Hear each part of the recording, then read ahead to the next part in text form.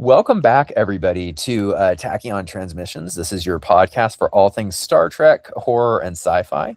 And we are back with a new review for Star Trek Starfleet Academy as Jordan and I go through our journey of reviewing each episode of this new season. We hope that you joined us with Star Trek Strange New World Season 3. If you have not, there is a bank of episodes that you can go back and you can listen to our reviews of those. They're a lot of fun. And we hope that you will continue to join us as we go through this season, of Starfleet Academy. We're also going to be covering Season 2 when it drops. So basically, any Star Trek show that drops, we're going to be reviewing it and talking about it. So before we get started, I hope all of you will like and subscribe to this podcast and share this video with your friends. So without further ado, Jordan, what is our B plot for this episode? So our B plot ties into our A plot on this. We thought we would just sort of discuss how the critical and the fan reaction to Starfleet Academy so far, and sort of compare it with the last couple of projects like Section 31, Oh Joy, and Strange New World Season 3. Most people on this podcast, we're going to give it to you straight. We're going to be trying to be as objective as possible. We weren't sure. Byron and I talked about this. We thought this might just be a series of episodes where we hate watched it and just shit talked the entire show. And upon watching the first two episodes, Byron and I have both really enjoyed this. So, the cool thing nowadays is to hate everything. There are things that you will watch and you probably should hate because they're garbage, like Section 31 or the Star Wars sequels, which I'm never going to stop making that joke, so I'm going to apologize in advance. But more power to you if you like them.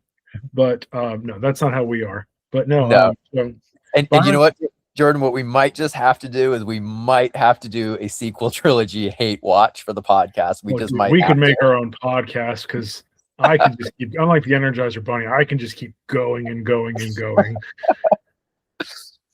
So, Byron, would you like me to read off the Rotten Tomatoes scores for these couple of projects that we mentioned? Let's get started, yeah. So, as of now, and I believe there was some review bombing, Rotten Tomatoes is giving Starfleet Academy 87% on the critical side and 43% on the fan side.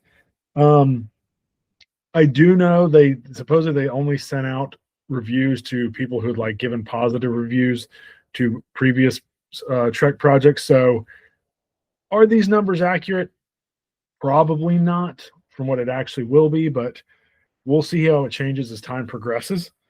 87% is great for critical rating, obviously. 43%, it could be worse.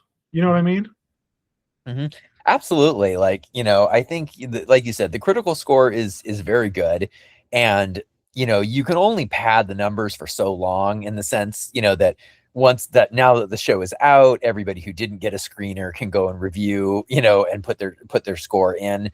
So I will be curious to see, if it drops, if it goes up, it'll be interesting to see. And yeah, I mean, 43, honestly, considering that we do know, that this show was review bombed. And, we saw that there was a lot of cultural discussion around it. There was a lot of well-known people, in the news, in the political sphere, everything, who had kind of talked about it, tweeted about it, and everything like that. So I think there was a lot of effort by certain people to review bomb it.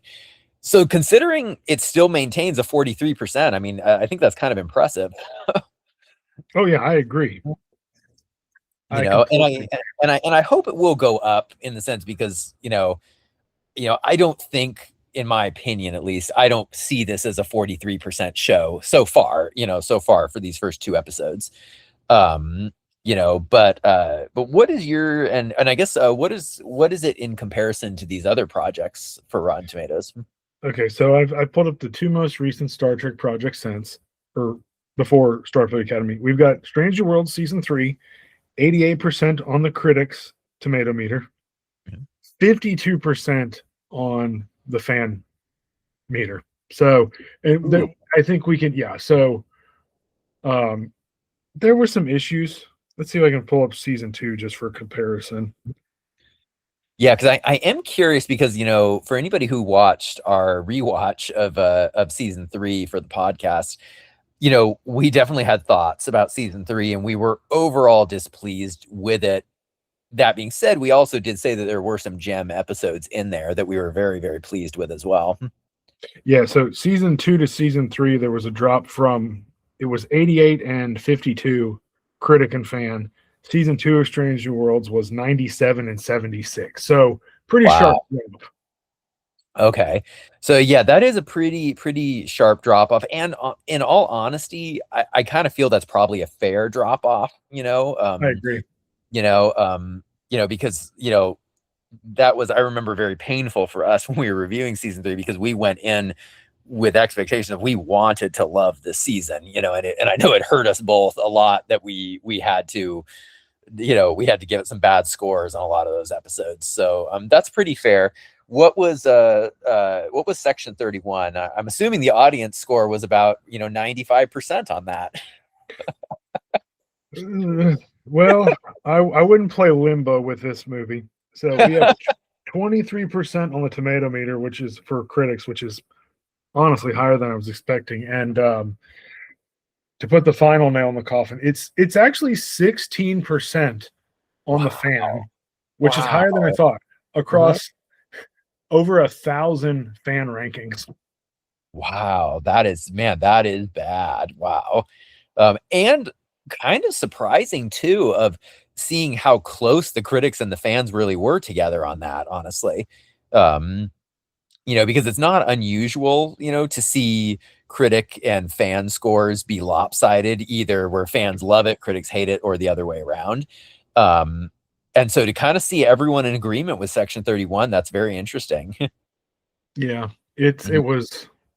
Byron hasn't had the unfortunate displeasure to watch that yet. So we've actually debated whether doing like a reaction video with him, and I haven't watched it since it premiered over almost a year ago. We've debated that. I told him it would be just easier if he just wanted to pour like hydrogen peroxide in his eyes for 2 hours. It would be less painful. But let us know if you want us to do a live react to Byron watching this. Comment and we'll see how this goes. It would be funny if nothing else. Very true. It would be incredibly entertaining because, man, Section 31 is a movie I wanted to be so good, because it's like, I mean, it's like, come on, the lead actress literally held on to this role for years, and even after winning an Oscar was like, I want to come back and play this role again. And it's like, oh, it's just so sad that apparently she didn't get better material. Yeah, we actually could do an episode breaking down the failures of that whole project, but that could probably be another small series of episodes, to be honest. Very true. So, man, well, what has been your experience so far, with your finger on the pulse of kind of some of the Star Trek podcasts, the Star Trek fandom groups online and everything, and just kind of audience reactions? What has been your experience so far with their reaction to Academy? There's been a lot of rage baiting. There's been people predetermined that they're going to hate this. I think they need to dial it back a little bit. If you don't like it, you don't like it. You're absolutely entitled to that opinion. Like I said, we try to be a bit more objective. I'll be honest, I wouldn't have been surprised if I hated this. And then I watched it, and like I said in the previous episode, I watched it twice. You want to make sure you get your preconceived notions out and your expectations out of the way. And the more I look upon the second rewatch, or the rewatch, I found I was enjoying it more. So, and like you had said, Byron, when you want to see what happens next, you've done something right. But there's a lot of the YouTubers, Tachyon Pulse, Dave Cullen, they're just like out for blood. Absolutely. Like, I feel like, there's definitely an agenda. And I think, a lot of the agenda with some of these Star Trek fans is like they feel, oh, well, if we tear it down enough, it'll have to fail, which maybe we'll get what we want after that. And I don't really like that particular viewpoint. Like you said, if something's bad, we'll call it out, and there's nothing wrong with calling out if something is bad. But yeah, the rage baiting does kind of drive me crazy a little bit, because like an example, that I can kind of think of, is there's this one late night comedy show that I watch, Gutfield it's called, and overall it's really pretty funny, and kind of makes fun of everybody, and is entertaining. And they had a section on the new Star Trek show that really irritated me, because it was just pure rage bait. They played a clip from this episode we're going to be talking about, as an example of how bad the show was, but they had purposefully clipped the dialogue so that you only saw a part that did sound bad, but they cut off the actual like culmination, almost like it's punchline is the wrong word because that's comedy, but like the driving point of what the character was saying was cut off. And so you were left with like, oh wow, this is awful, when like if they would have left the 5 extra seconds, you would have seen, wow, this is actually decent. And so I get irritated when I see that kind of rage bait, honestly. I completely agree. And it's, you tend to get more clicks from hate watching something.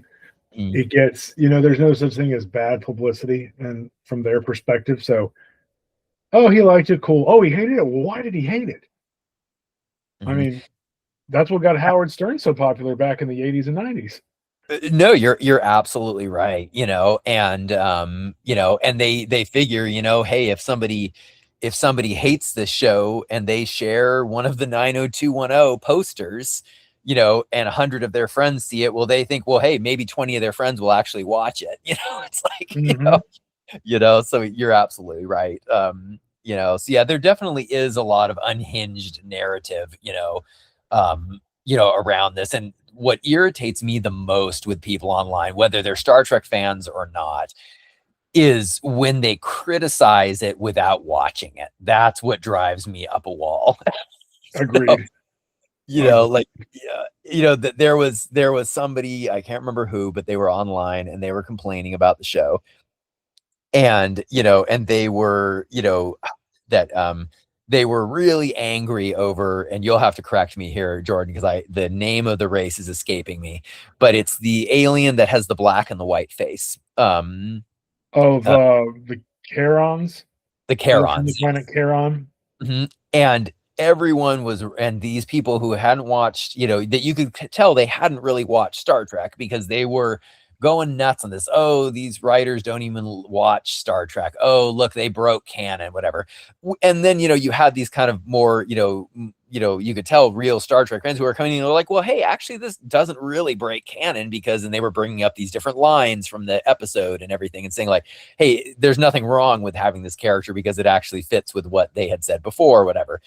And so it just like, there's a lot of that dialogue going on. And so, yeah, so we would just encourage you, give the episodes a chance. It's both of the episodes combined, are the length of a movie, so it's just, give it a watch, see what you think. Hopefully you'll be pleasantly surprised. And, if not, there's a lot of TV to go and watch, so. Yeah, as Spock always said, there are always possibilities. Mm-hmm. There's been, when Frank Gorshin in the original series, when you meet those aliens, he's been chasing loci for 50,000 Earth years. Okay, if you're being persecuted and you can get off world, why wouldn't you? Like, there's nothing to say that a sect of them. I mean, let's face it, Superman's the last son of Krypton. How many other Kryptonians are out there? Yeah. Like, the Jedi were purged. How many Jedi survived? That one gets a bit excessive. I think most people can agree on that. But like, there's nothing to say that they couldn't, or maybe there was time travel shenanigans. That would be a bit much, but could someone have pulled something from them during the Temporal Wars? Like, and I'm literally spitballing on the top of my head. I've had an interesting discussion years ago when Relics premiered, when Scotty shows up on Next Generation. He makes a line and goes, I bet Jim Kirk pulled the Enterprise out of mothballs to rescue me. Well, that was before, generations, and we knew what happened to Kirk. But someone's like, well, they broke canon. I'm like, no. Scotty spent 75 years in a transporter and has a 0.003% degradation and had at least one injury. Could the degradation be his immediate short-term memory? You know, if I spent 75 years in a transporter, would I be a little bit disoriented? Yes. You know, did he bang his head? Like, sometimes you got a head canon those things. And I explained that to, I believe it was my brother and I were talking. He goes, oh, that makes total sense. And it's not, oh, it's a canon breaking event. No, like, relax. Like, there's a little bit, you got to be a little, I'm not saying be loose with canon.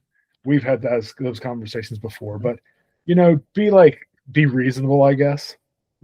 Absolutely. You know, because I mean, okay, if the eugenics wars could move forward 30 years due to the ebb and flow of time from all of the time travel and the temporal wars, then yeah, I think it's entirely possible that some of these aliens survived, or like you said, something with time travel shenanigans saved them.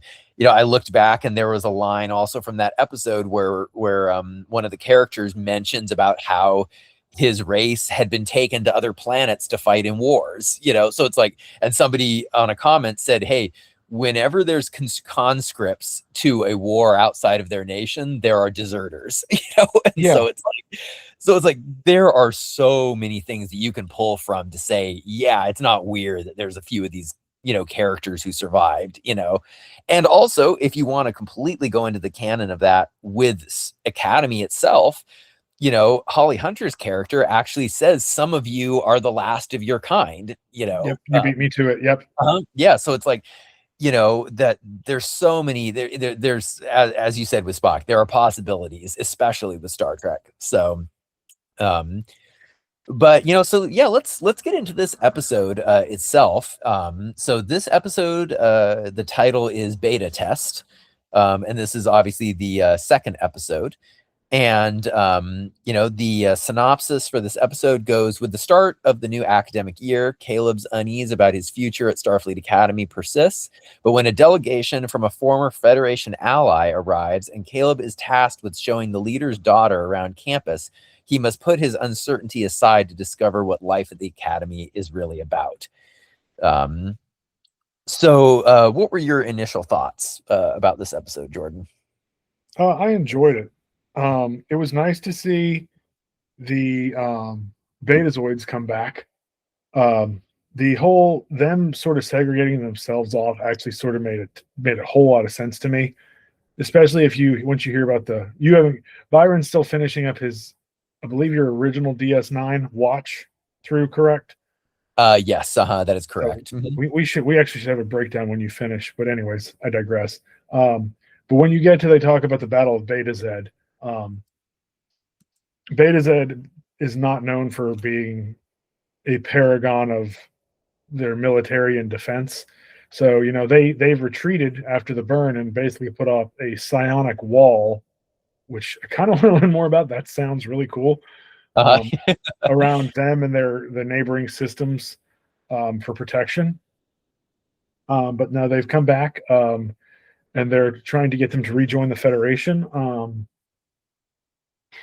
That was really interesting. And I did find, I don't know if the actor who played the president of Betazoid is deaf, but having them do sign language it's one of the Star Trek books. Basically, they have a hard time. Actually, I believe it's a Next Generation episode too, the one with Kirsten Dunst and Kestra Troy, where those aliens are they communicate telepathically, so their vocal cords are underdeveloped because they don't speak. So is it easier for them just to sign compared to verbal communication? That was a really nice touch there. It was interesting, and a fun fact is the actor is actually deaf. Yes, so they worked that in. But yeah, I agree. I thought it was really interesting, and I liked how as he signed, there was like the speaker, you know, translating it. I thought it was just really cool. I really liked that element. But trying to think the rest of the episode, there was more physical comedy than I was expecting when Caleb gets splashed with the goo. Yes. I wasn't expecting that, but it kind of works. No, honestly, that it did work. Like I laughed. I thought that was funny. And then when the holographic nurse pops up and sprays him, with all this, you know, um, and then right after when he meets, the daughter, like, why is your jacket covered in snot? It's like, Fensonomics 101. uh-huh. And I agree. There was a lot of comedy, like when he gets the I wasn't sure exactly who the hologram was that he basically causes to spaz out was really funny.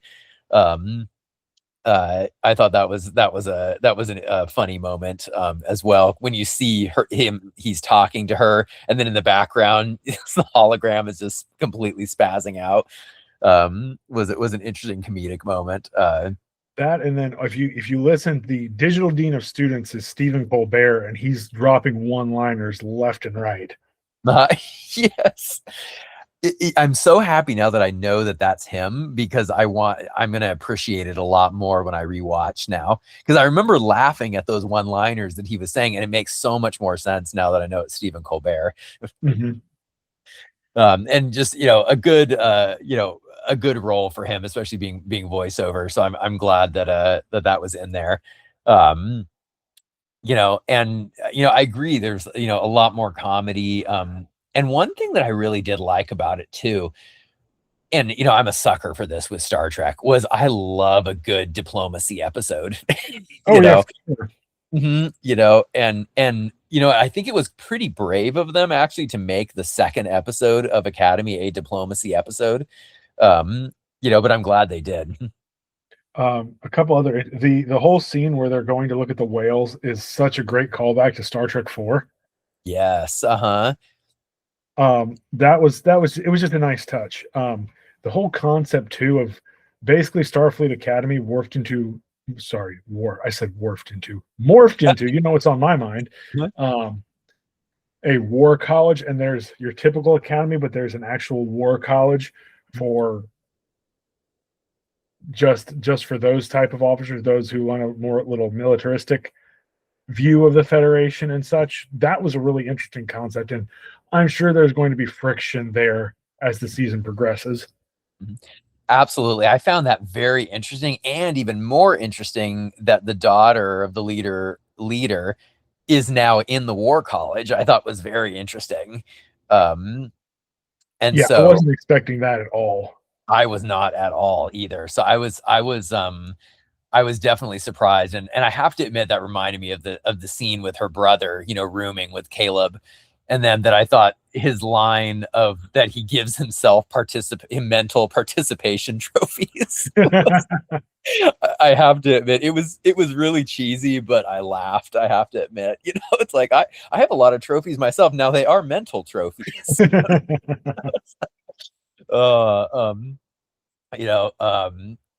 And interesting one thing that that I wanted to ask you about too was that this episode also gives us our first crossover cameo. Well, not really our first crossover, but our major crossover cameo, because we did have Admiral Vance, in both of these episodes.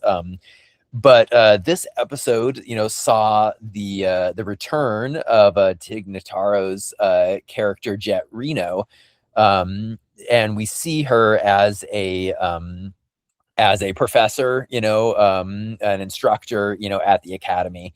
So what did you think of kind of this kind of first major crossover between shows?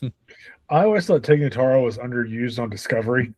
She was actually great, and without whatever they gave her. So she plays the no nonsense, like take no prisoners college professor very well. I'm hoping we get a little bit more consistent role for her, because she seems to do a great job. And when she's at the reception with Laura Falk, and they're just going back and forth, and like, what's wrong with you? Yes. I loved that line where they're seriously, what's wrong with you? It's like, I want to see more interaction with those characters, together. I think is really, really great. I kind of want to see Tig Notaro give the doctor grief. Oh, yes. Lost her in a little bit. I think that would be great. Because I completely agree with you that she was underused on Discovery, because I enjoyed every scene that she was in, and she just she just knows how to play that character perfectly. And she has just a biting sarcasm, biting wit. You know, her her story about oh, it's escaping my the author. Oscar Wilde. Oscar Wilde. Yes, it was just it was so Jett Reno. And and I did like too, one thing that I did love with her character and her interaction with Caleb, was so many times we see with shows like this that have, younger characters and older characters, that you see kind of the older characters get thrown under the bus, and the younger characters are the ones who know all the answers. We need to listen to them completely, and we just see that in a lot of shows and movies, kind of. And I kind of have liked how the show has kind of balanced that a little bit. And I liked how she's kind of giving him a bit of grief that he's kind of a know-it-all smartass, and she's talking about like, hey, you know what, like old age, has its benefits, and says that if you don't have wisdom, a smart mouth isn't going to do you any good, and I thought it was, it was a very Trek moment, I thought. Yes, it was probably the most Trek moment of the series so far. I would absolutely agree. And yeah, so it was great. And and I liked Caleb when he was with the captain, and one of his things was like, you have to fire my professor. It's like, so it was great. Yeah, really enjoyed her character. And definitely hope we see more of her reoccurring, in the show. So one thing I think is we would be bad to not mention is the Doctor's opera. Yes, that was a nice Voyager callback, and he still does a pretty good job. Yeah, so like I haven't seen Voyager yet, so some of these Voyager callbacks I don't recognize them since I haven't seen Voyager yet, but I had a feeling when he was singing that I thought, okay, this has to be something related to Voyager. Oh yes, the Doctor sings opera, and there's actually an episode where he introduces music to a alien culture who have no concept of it. Okay, that is really fascinating. Okay, I did not know that.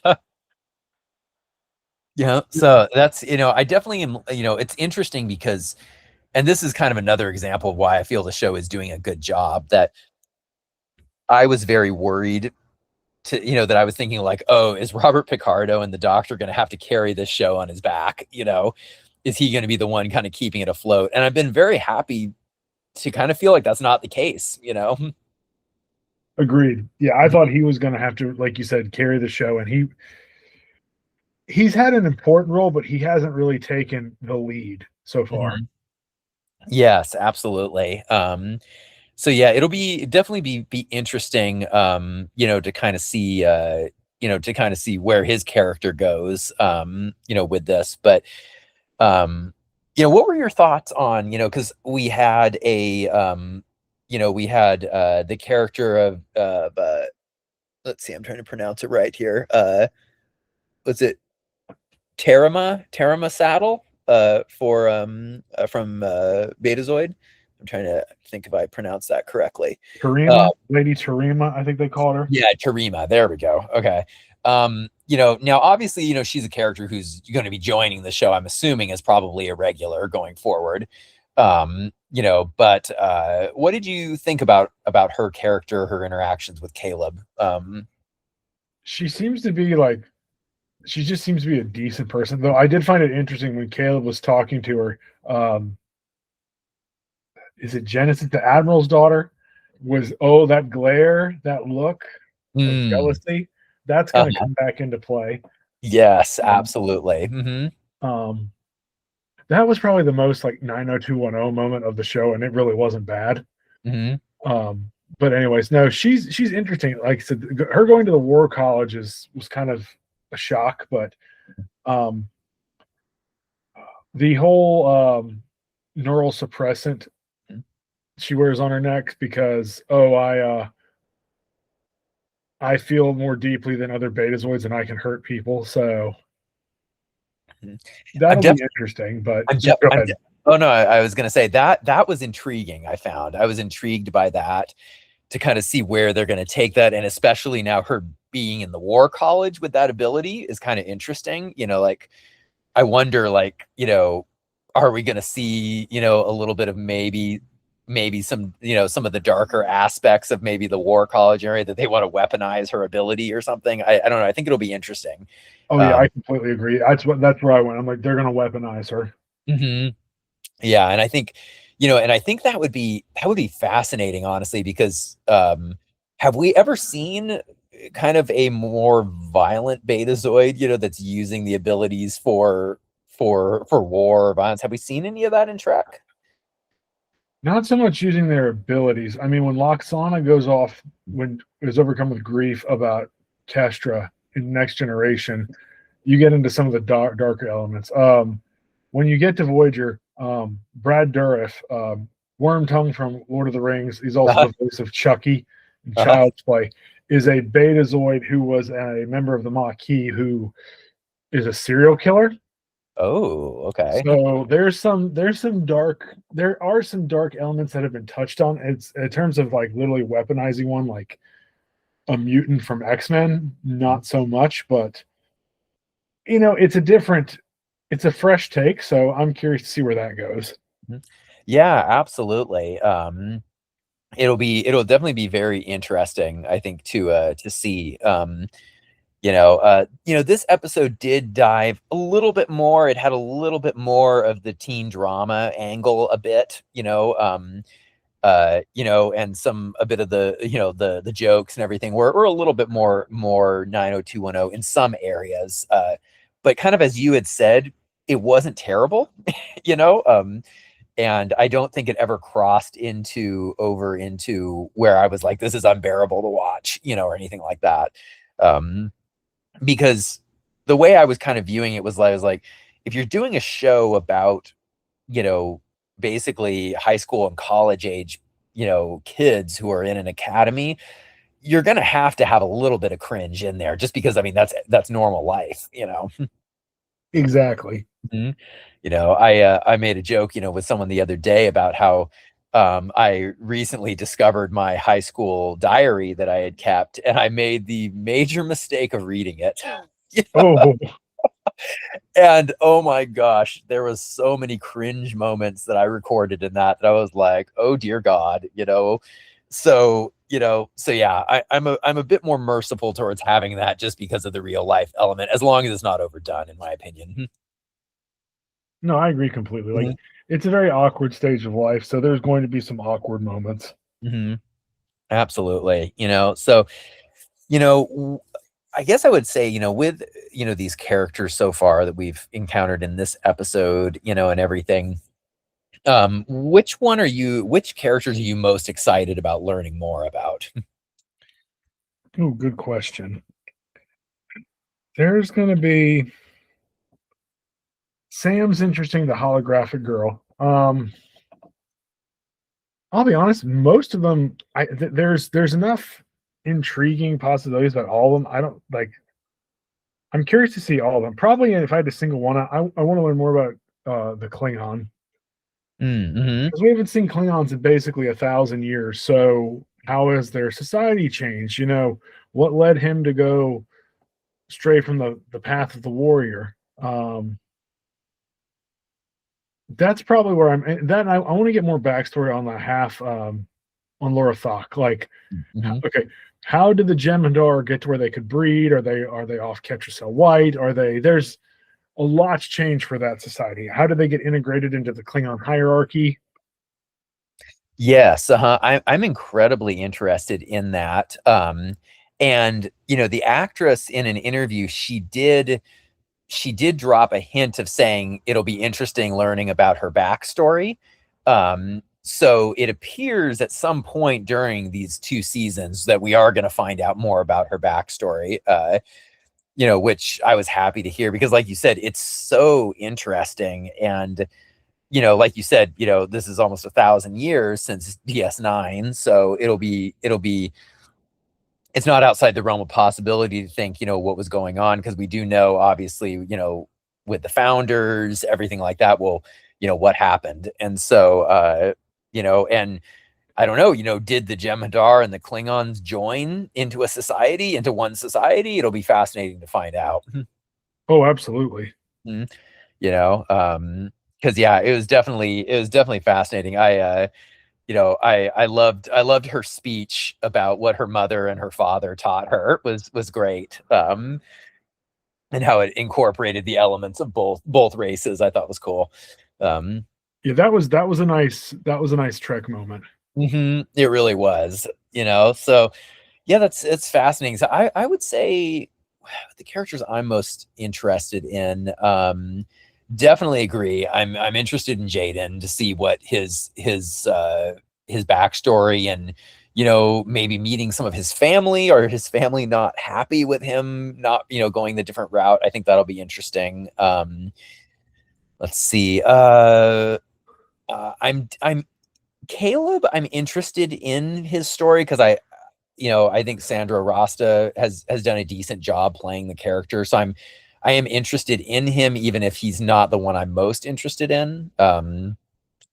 And let's see, definitely, I mean, I'm kind of the same as you, definitely interested in Thok, to see where she goes. And honestly, this is something that we haven't touched on yet, but I am interested in the captain, because I want to see his Pelia, her mother. Yeah, that's where I'm leaning too. But yeah, I'm curious to see. Like, I don't know. I feel, I don't want to get my hopes up, but like, I do kind of wonder about that, because I mean, they picked two actresses that do look similar, I mean, she could easily pass as Pelia's daughter, easily. And so I'm definitely curious. And I just think that would be so much fun to have Pelia show up on this show and interact with her. It'd be actually cool because they could do a crossover episode of she flashes back to her time with Pike on the Enterprise, or could she flash Oh, back to the time Pelia met Admiral Picard or something? Like, they probably won't do that, but that would be really fun if they did. that would be really fun. Yeah. Cause like I enjoy those type of episodes, because the writers have to get creative, and they normally are interesting. Yeah, I would love that, honestly. Cause yeah, Pelia is a character I just love on Strange New Worlds. She's, anytime she comes in, there's going to be some great humor, some really weird and funny references. Um, so that'll be interesting.